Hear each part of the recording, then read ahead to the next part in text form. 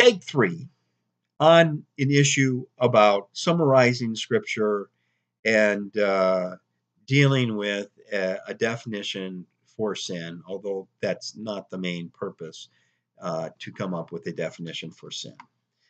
But I've sat in some Bible studies, people with wonderful motives and teachers with wonderful motives and some skill set behind them and some good methodologies, and people summarize some things, and we're teaching people to do things that they ought not to be doing.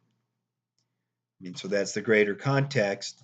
And I don't want to illustrate it with a specific text recently that, there's been some concerns, but I want to just jump into something that's not been recent and that is common and that a really well-known Bible teacher uses to teach something that is not in the text, and to talk about careful thinking, rational thinking, and that kind of thing.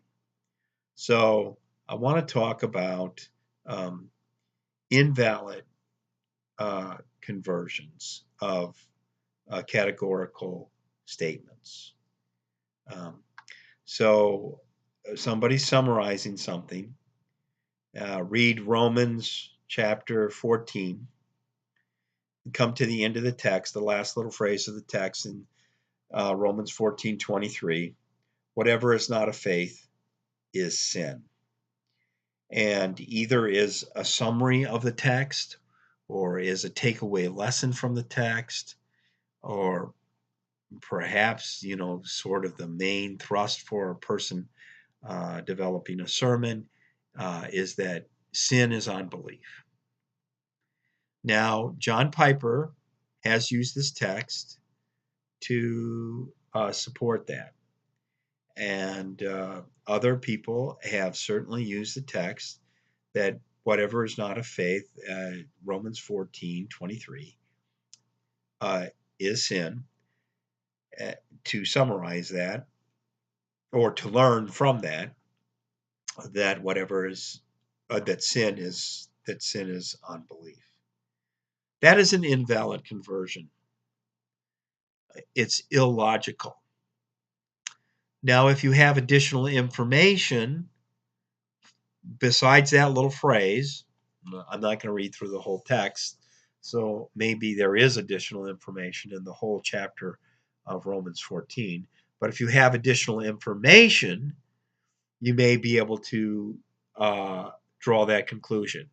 You may be able to convert the phrase, whatever is not of faith is sin, to sin is unbelief. Sin is whatever is not of faith.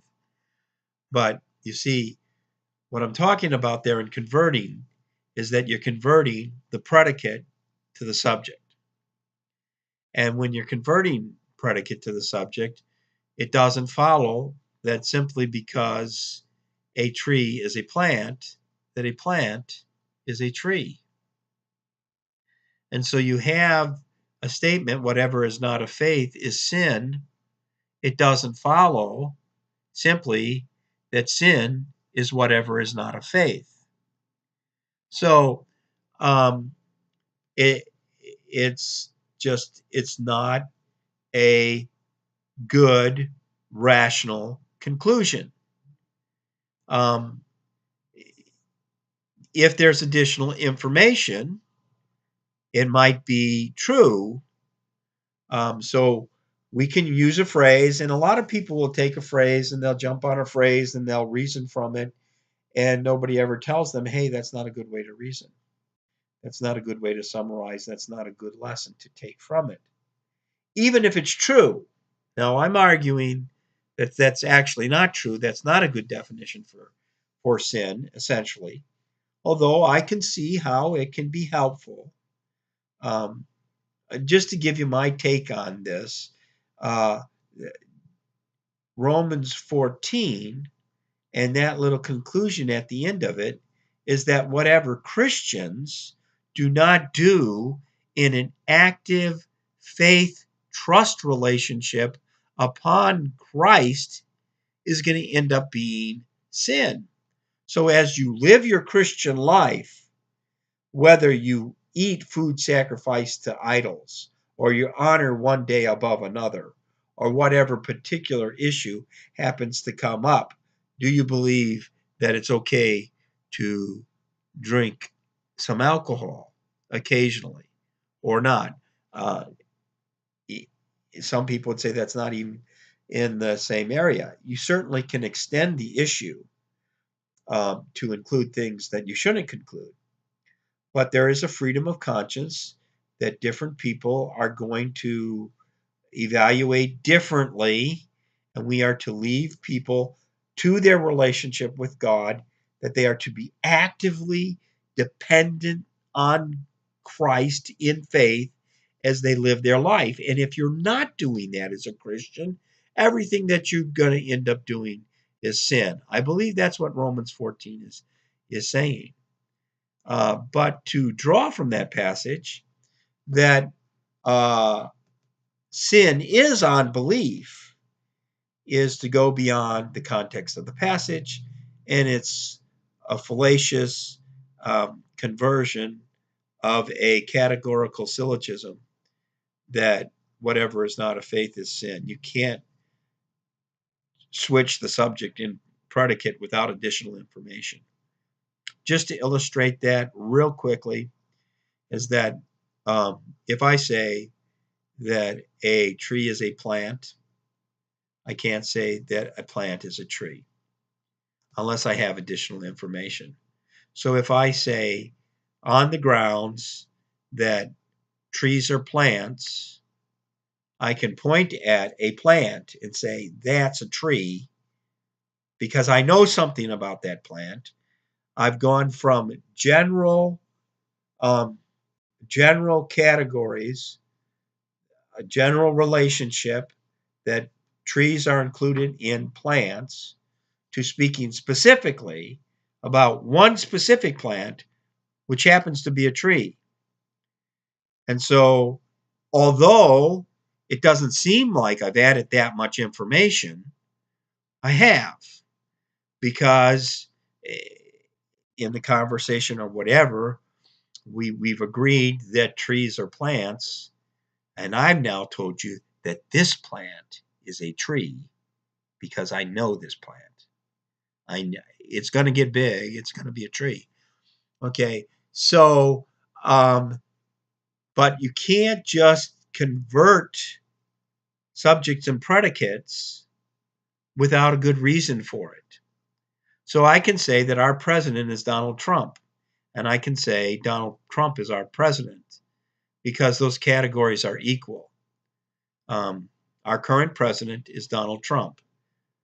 Donald Trump is our current president.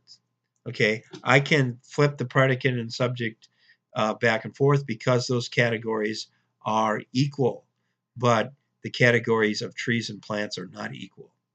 And so when we take a phrase like whatever is not of faith is sin, and we convert it and say sin is unbelief, and we're actually saying that the fundamental nature of sin is unbelief, we've gone beyond what the phrase is saying, and we're being irrational in our thinking. Now, if there's additional information elsewhere in the Bible or in the text, we might say, hey, because we know this is true from this other passage, we're now going to apply it to this passage. That can be good. And I've seen how a person might use that reasoning. I don't think it's a good way to reason. And I would like to talk about a fundamental definition for sin. And there certainly have been different definitions that people have used that are helpful. And that one I don't think is helpful, even though I believe men like John Piper and Martin Luther are extraordinary gifts to the church and have been used by God to help us understand more and more of the Bible. But in this one specific situation, reading that reading that text and summarizing it or drawing a conclusion from that text was an example of fallacious thinking. And if good thinkers like Martin Luther and John Piper can do that with text, then the average person can do that too.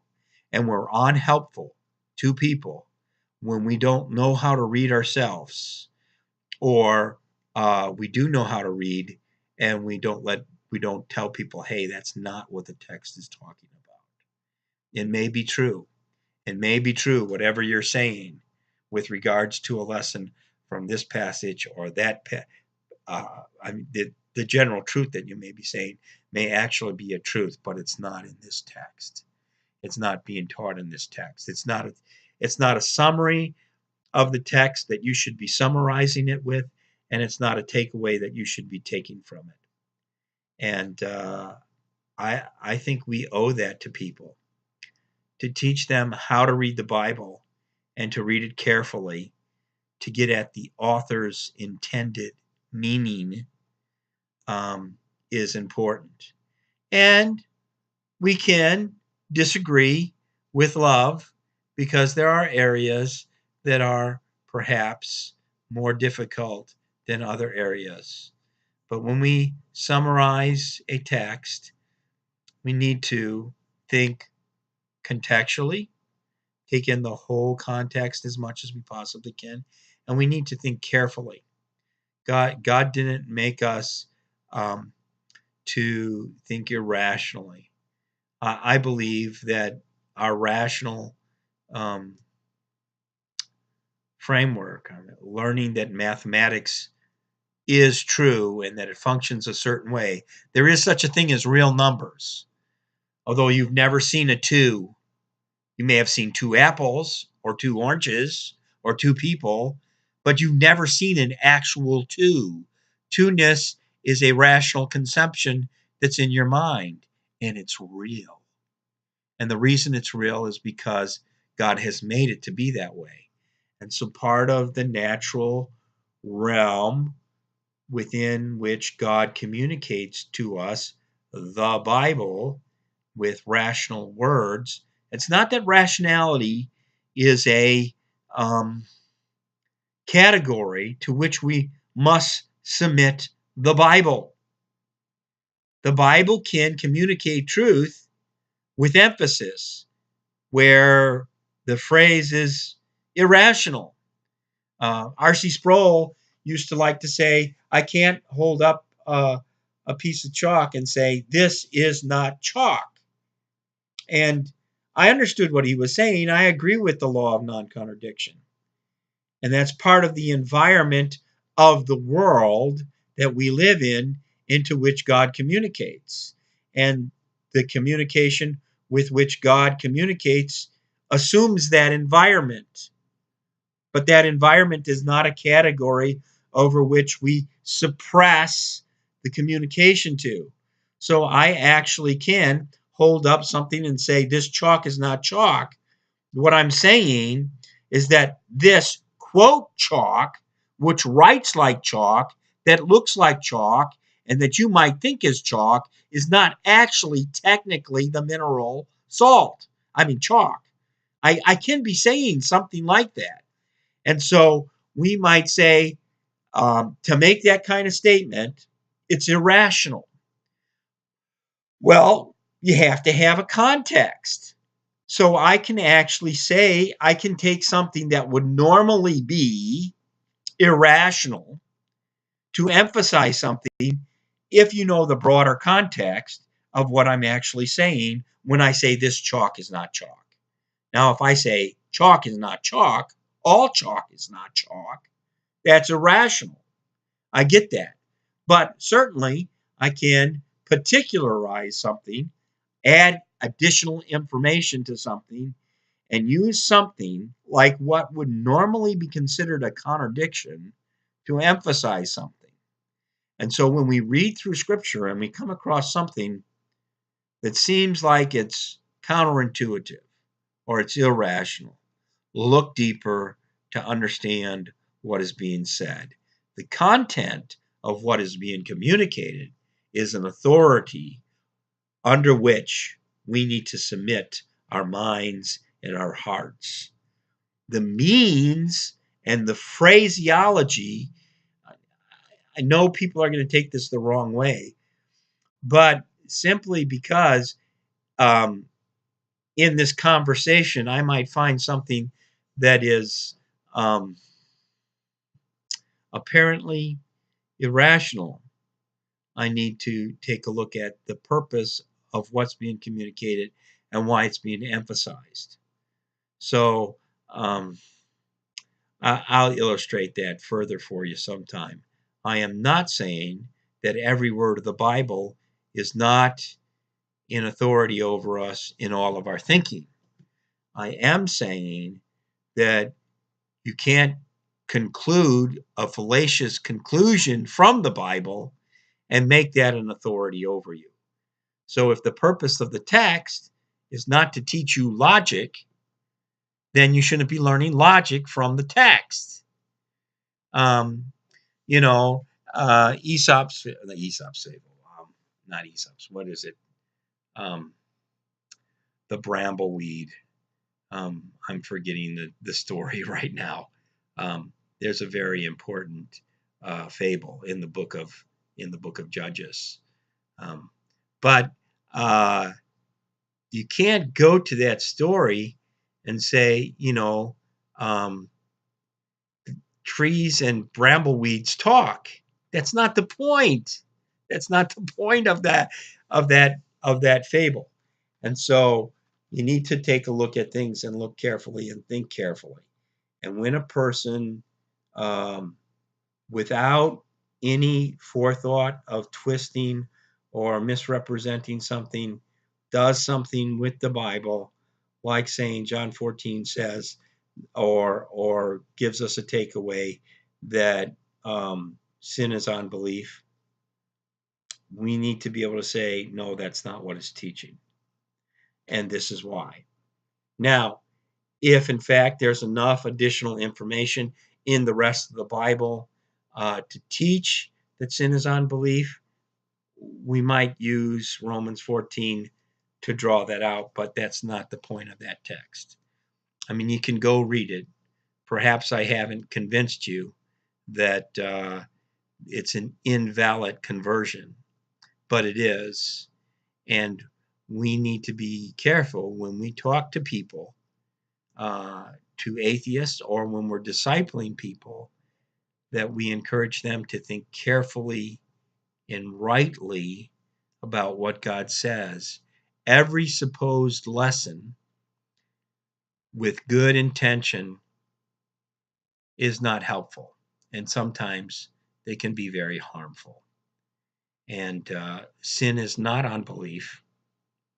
It is not taught in Romans 14, but John Piper is a wonderful gift to the church and has personally helped me to think through many things carefully and contextually in many, many areas.